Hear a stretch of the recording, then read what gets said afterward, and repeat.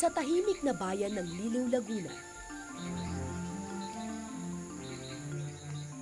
sa mga nagtataasang puno ng niyog umiikot ang kanilang mundo.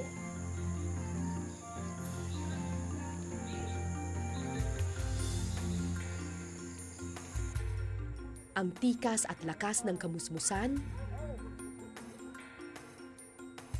hanggang sa dapit hapon ng katandaan.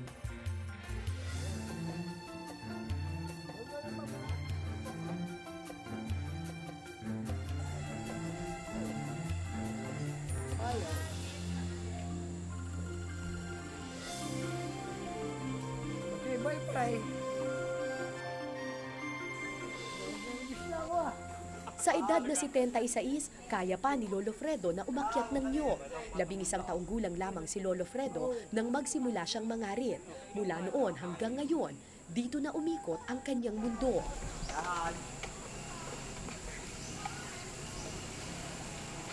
Pangangarit ang pangunahing ikinabubuhay sa Liliw, Laguna. Isang tradisyong ipinapasa-pasa kada henerasyon. Ay, hindi mo wala karitan. Dahil pag nawala yan, akakaway maraming anak, buto mga abutin. Kumpara sa pagsasaka, mas malaki raw ang kita sa pangangarit. Pero madali man ang pera, mas malapit daw ito sa disgrasya. Dalawa anak ko ay isa'y patay. Namatay dahil Pangarit. nahulog. Bakit hindi niyo po pinigilan yung mga anak ninyo mga ret? Abay gusto ah. Binata pa kayo sila, nangangarit na eh. Ay, medyo nga pagkakataan. Magkano po ba kita? Yung 100 kapuno. Ang 100 puno, mga 2,000 mahigit Oo. ang kikitain mo. Oo. Eh pero hindi naman kayo makakaakyat ng 100 nyug sa isang araw. Oh, kaya. Ano kaya? Ayan nga yan. Bitulay ah. 100 nyug sa isang araw? Kaya eh. Malaking bagay para sa mga taga-Liliw ang kumita ng 1 o 2,000 piso. Kaya kahit delikado, araw-araw umaakyat ng puno ng niyog ang mga kalalakihan para kunin ang katas o tuba nito. Ito ang gagamiting sangkap para gumawa ng alak o mas kilala bilang lambano. Ito pwede dito? Oo. Sa sahod lang ako? Oo. O pwede ko itong kunin? Oo yan. Yan. Ito na yan. Parang ang tapa. Abay, nandiyan po yan. Ano? Sarap ano? Sarap! Gumuguhit! Abay! Meron ka dito. Yan. Ang init! Kailangan lagukin. Oo, yan. Yan.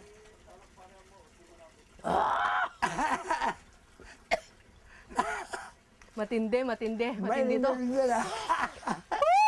Nandiyan po ba yan? Ha? Nandiyan po. Anong 94? 94. Proof. 94. Oo. Eh ano ba dapat? At dapat ay mga 80, 75. 80 or 75 lang. Yung mga... Regular. Purong-puro at walang halong kemikal ang lambanog sa Liliw. Sa tapangan ng kanilang lambanog, pwede raw itong silaban. Mga 8 galon na. Eh kaya naman pala ang init ng lalamunan ko. Pawis ka. At pinapawisan ako. Oo, pawis. Eh lumiliyab yung pinainom nyo sa akin eh. Diyos ko, tay. Oo, Kaya mas nyo medyo. umubos ng isa nito, mag-isa lang kayo. Ay, kulang pa. Kulang pa. Okay, kami tayo, kulang pa rin. Ay, tay, ba't nyo inubos? Uy, parang may inuman. Nung oras na ba? 12:38? Uy, ang aga naman ang inuman ninyo. Tangaling tapat. Walang trabaho? Tapos mangangarit. Ah, mangangarit kayo lahat? 2 beses umaakyat ng puno ang mga mangangarit. 1 beses sa umaga, 1 beses sa hapon. Ang mga oras sa gitna, sa tagayan mo makikita. Anong oras nagsisimula ang trabaho ng mga mangangarit? Alas 6. Alas 6. Pinakamaga doon, alas 5, gano'n. Alas 5, alas 6. Tapos akyat na kayong puno. Tapos, Mga 2 oras. 2 oras. Tapos, Tapos na. Mamaya na uling hapon ng ulit, no? Mga alas 5. pagkatapos ng 2 oras, inuman. Ano yun? Ano yun? Pampalakas ako ng loob. Anong pampalakas ng loob? Yan, lambalog. Lambanog? Kasi adyo, mataas eh. Para lalong matapang. Sino dito anak ninyo? Ay, ikaw ang anak! Sa gitna ng tagayan ko nakilala ang isa sa mga anak ni Lolo Fredo. Ipinakita pa niya sa akin ang tahi sa kanyang hita at braso, resulta ng pagkakahulog niya sa nyog. Ano naman ang pumasok sa isip ninyo na bali na ngayong kamay nyo, tsaka paano nyo nangangarit pa kayo? Walang hanap buhay maganda eh. Walang hanap buhay na maganda. Kailang magandang hanap buhay. Ano po, hihintayin ninyong mabali lahat ng buto sa katawan nyo? Bahala na. Bahala na, Diyos. Bahala na ang Diyos sa akin. Ay, pag hindi nakakainom yun, nanginginig yan eh. Aminado ang mga kalalakihan ng Liliw na delikado ang kanilang trabaho. Pero kakambal na raw nila ang disgrasya. Sa lahat na nandito, ilan na ang nahulog? Nahulog ka na? Ikaw, nahulog ka na? Hindi pa. Ikaw, nahulog ka na? Hindi pa. Hindi pa rin. Bitin. Pa rin. Malamang ng bitin. Nahulog. Nahulog. Mahulog pa ho. Nahuhulog ka. Sa gitna ng katuwaan, pumasok si Mang Jimmy, 52 years old, isa sa mga batikang mangangarit ng Liliw. Dahil ni minsan, hindi pa siya nahulog sa karitan. May mga anak po ba kayo na nangangarit? Eh bakit po wala? Eh, hindi ko tinuruan. Ako na lang. So mas gusto niyo po, kayo na lang po ang malaglag. Sorry po. Sorry po. Hindi. Po, malaglag. Wala pa tayong pera. Papatingin. Eh, awa po ng Diyos. Marami ko nababuklo. Hindi pa na ako nagkakabog. Si Mang Jimmy, hindi lang malakas sa kwentuhan. Malakas rin sa tagayan. Makalipas ang 3 oras, nagpaalam si Mang Jimmy sa grupo. Saan po kayo pupunta, Tay? Yan, arigandaan. Ha? Gandaan doon. Dito? May bahay na. Papahinga kayo? Hindi, ako mga nga. Magnatrabaho kayo ulit? Pakikita ko ang pag-aasa. Papalas na, pamangkin ko. Kaya niyo pa po ba? Ang dami niyo, 3 oras na po kayong tumatagay. Kaya ko pa.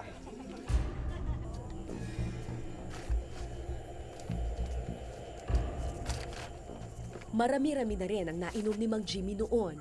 Gusto ko siyang pigilan sa pag-akyat, pero wala akong magawa, kundi ang magdasal na sana hindi pa sumipa ang lampanog sa kanyang katawan.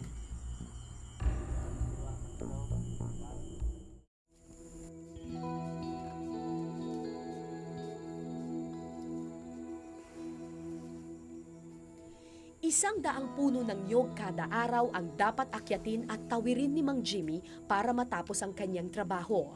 Sa kabila ng katandaan at sa kabila ng peligro, patuloy si Mang Jimmy sa trabahong ito. Kuya, ayos lang kayo? Ayos lang. Baka nahihilo-hilo kayo ah. Ma'am, hindi pa ho. Hindi pa? Hindi pa. Ayos lang. Wala kasi ni isa sa kanyang 11 anak ang sumunod sa kanyang yapak. Anak, huwag na. Meron bang hanap buhay pa? Mahirap kumakyat. Pag umulan, madulas ang katawan ng nyog. Madulas yan ah. Hawak-hawak mo, madisgrasya ka, nalaglag ka. Ako na lang. Kaya ko pa naman eh.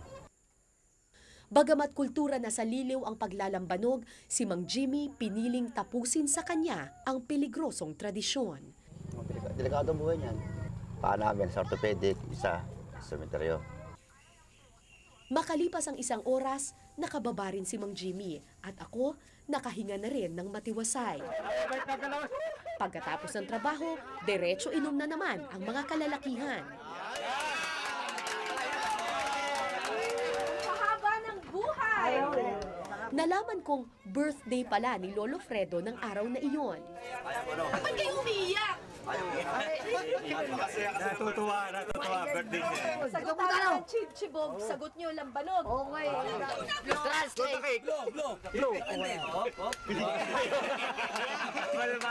Napaiyak talaga si Lolo! Noong una, hindi ko maintindihan kung bakit kailangan nilang tumagay araw-araw. Pero nang makita ko ang tuwa sa mukha ni Lolo Fredo, Doon ko naintindihan kung araw-araw ka nga namang nagbubuwis buhay para sa isang propesyon, bawat araw na ika'y ligtas ay isang selebrasyon. Dito sa amin, oras na dumaan ka, pare, halika, inom tayo, libre ka na. Hanggang malasing ka na, kahit pulutan at saka alak, libre ka na. Kahit walang bayad? Kahit walang bayad. Oh, kahit hindi namin kakilala, pare, inom ka rito. Oh, inom ka. Napakayaman nyo naman. Ay, naku, napakayaman namin. Yung pera natin, ilabas mo na. Sa pakisama, mayaman kami.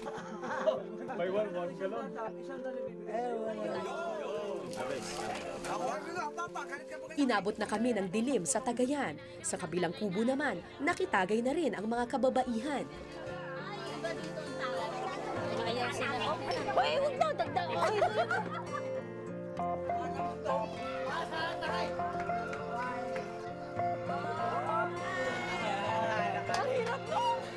Mahaba pa ang gabi pero kailangan ko nang magpaalam. Isa lang. Isa lang. Happy birthday, Polo! Happy birthday! Okay, happy birthday po.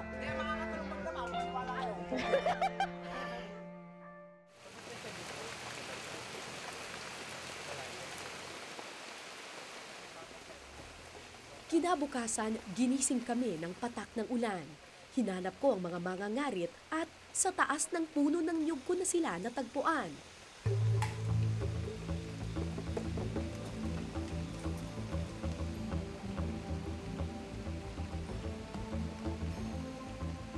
Sinubukan kong umakyat sa isa sa mga puno ng niyog. Dahil sa ulan, madulas ang aking kinakapitan. Hindi biro ang umakyat sa puno ng niyog. Masakit sa kamay at paa, lalo na kung hindi ka sanay. Ilang beses akong muntikan ng malaglag. Mabuti na lang at may safety harness na nakakabit sa akin. Makalipas ang ilang minuto, naharating ko na rin ang tuktok. Ay, Diyos ko po. At dito ko nakilala si Mang Ambo, 63 years old, isa sa mga veteranong mangangarit ng Liliw. Ayun, yung mga ano doon. tumawid ka doon. Ako pong una. Tulak. Itutulak ko lang po to. Sige, una na. Ganyan po. Kumapit ka din sa kamay ng isang kamay. Saan po? Yan, yung isang kamay ang itulak mo. Ito? Ganyan. Yan, diretso. Sige. Madulas, kuya, yung ano eh. Sige. Dahil umuulan, sobrang dulas ng kawayang aming tinatapakan. Kung wala kang kakapitan, siguradong malalaglag ka dito. So, nasan po dito, Mang Ambo, yung puso? Ito ang puso. Ay, ganyan lang kakunti ang laman? Ay, taghina ah. Anong taghina po? Mahina. Mahina po ngayon? Bakit po? Ano po Ay, nangyari? siyempre may buwan yan eh. May buwang malakas, may buwang mahina. Ito na po yung inakyat ninyo. Ang konti naman po. Ay, Buwis buhay, tapos ganito ka konti. Oo nga, ayun pa naman. Naku. Pero pag may sa puno yan, Nakakasampung puno na ng niyog si Mang Ambo, pero hindi pa rin mapuno-puno ang lalagyan ng tuba. Samantala, patuloy ang paglakas ng ulan. Pero baliwala ito kay Mang Ambo, hindi raw siya maaaring tumigil. 2 beses sa isang araw umaakyat yung mga mangangarit. Sa umaga, kinokolekta nila yung tuba.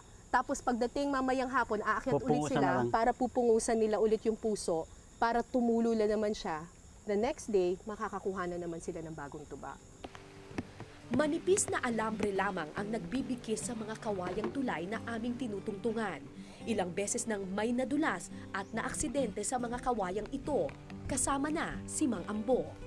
na bali ang yapakan, bali din ito. Itong guyabnan. Ito pong tinatapakan natin na bale. Oo, nabali din ito. Eh, di nalaglag kayo sa... Naglaglag sa lupa. Ay, patay.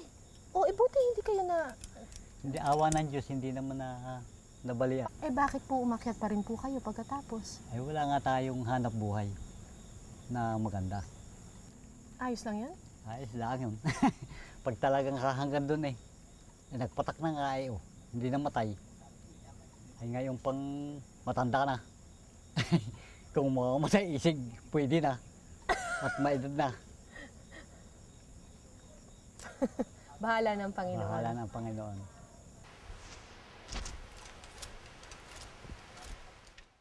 Ang trabahong ito ang bumuhay kay Mang Ambo at sa kanyang mga anak sa loob ng mahigit 4 na dekada. Sa pagpasok niya sa trabahong ito, niyakap na rin niya ang panganib. Minahal niyo na rin po itong trabahong ito? Oo naman. Dahil nagpalak ng mga anak. Ito bumuhay sa inyo? Ito ang bumuhay din. E di, pati sa magulang. Di, mahalin natin yan. Kahit na ito rin ang posibleng makapatay sa inyo? Oo. Tayo naman doon lahat pupunta eh.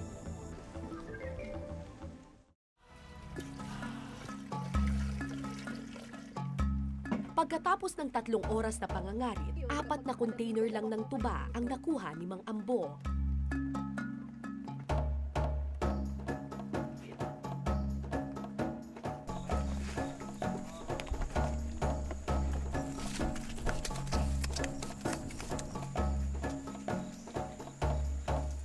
Sa gitna ng gubat kami dinala ng kabayong may dala ng tuba. Dito, isang lumang pugon ang tumambad sa akin. Pamilyar sa akin ang pugon na iyon. Ito na ang lutuan. 1999, mahigit 10 taon na ang nakakaraan nang una kong bisitahin ng Liliw, Laguna para sa programang Brigada 7. Nakilala ko noon si Lolo Felix, isa sa mga matatandang gumagawa ng lambanog. Ngayon ko lang nalaman na si Mang Ambo pala ay isa sa mga anak-anakan ni Lolo Felix. Siya ang nagpatuloy ng sinimulang tradisyon ng matanda. Ang mga anak kasi ni Lolo Felix, iba ng propesyon ang pinuntahan. Yung ibang anak ni Tatay Felix, ano na naging trabaho? Sa sinilas nga, yung isa na, yung mga apo namang iba, hindi pinapagpaaral. Yung extra ngayon. Kayo lang ang naano? Kami lamang, hindi kasi nyo nag-aral eh. Hindi nag-aaral? Didinin na lang. Kayong napamanahan ito? Si Joel ang kaisa-isang anak ni Mang Ambo na natutong mangarit. Siya ang magmamana ng pugong ito. Pero tulad ng ibang mga ngarit, nais na rin ni Joel na matapos na sa kanya ang tradisyon. So kapag nagkapamilya ka, tapos nagkaroon ka ng anak na lalaki? Hindi ko pag-aaralin mga rin. Kasi? Mahirap maging gaya ko. Bakit? Sa bayan na sila mag-aral. 12 container ng tuba ang kailangan para makapagluto ng lambanog. Matapos ibuhos ang tuba sa pugon, pakukuluin ito.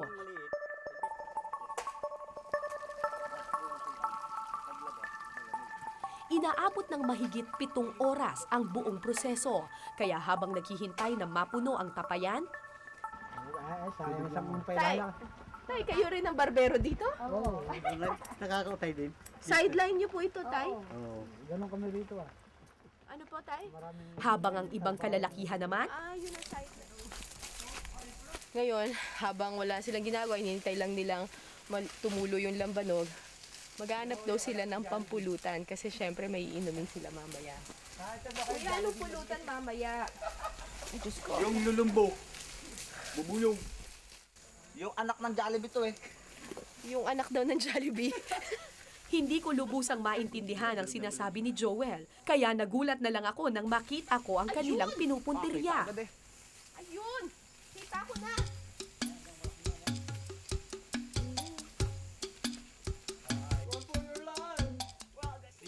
Dahil may mga umaaligid pang bubuyog sa paligid ng pugad, sinilaban nila ito para bugawin at patayin. Yari na yan, patay na. Patay na yan. Oh, patay na yan.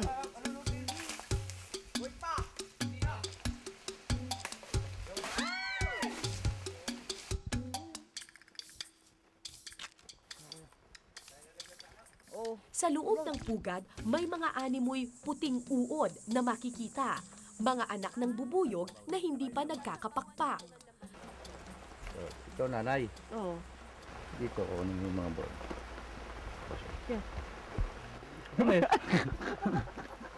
Ang maganda raw sa gubat, nandito na ang lahat. Pagkain, lambanog, at pati pulutan.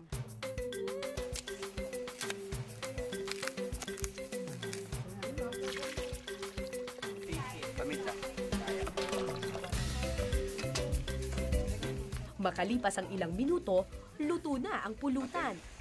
Ching yan. Tagumpay! Ayos! Tagumpay. Nakakuha mo panlasa. Hindi yung matira ninyo yung amin. Masarap yan. Ayun ang kutsara, oh. Mamaya ko tayo. Dito mo ilagay dito. Oo, dige. Ay, kumarinig ka nga. Masarap naman eh. Masarap. Masarap talaga yan.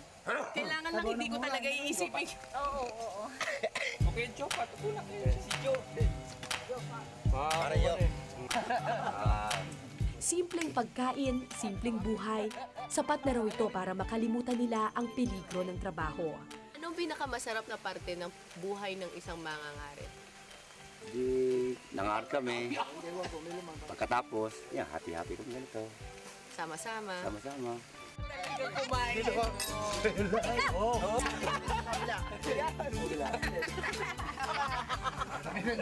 Pagkatapos kumain, tamang-tama at natapos na rin ang pagluluto ng lambanog.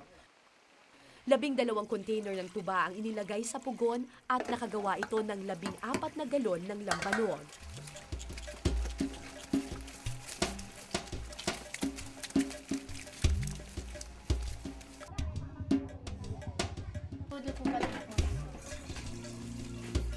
Sa araw na iyon, kumita ng mahigit 2,000 piso ang mag-amang Ambo at Joel. Masaya na sila dito kahit na ang 2,000 piso ay posibleng kapalit ng buhay mo.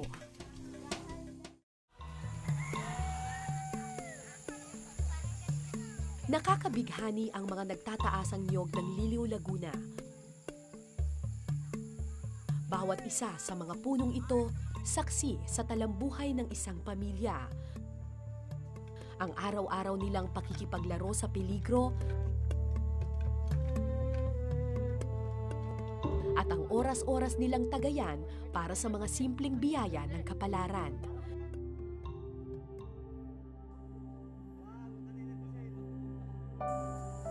Nauubos na ang mga mangangarit ng Liliw, Laguna.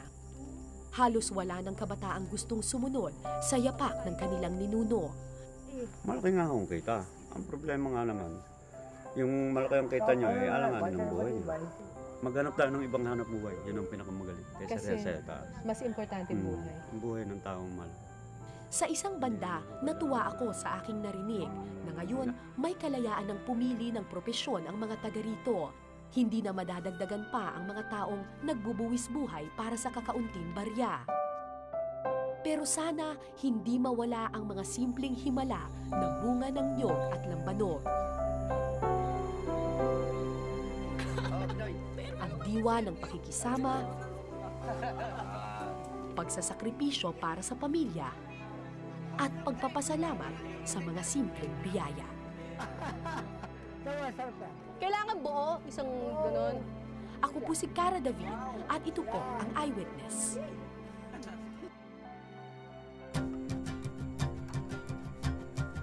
Lambanog. Tulutan pala eh. Lalong ginanahan paggawa.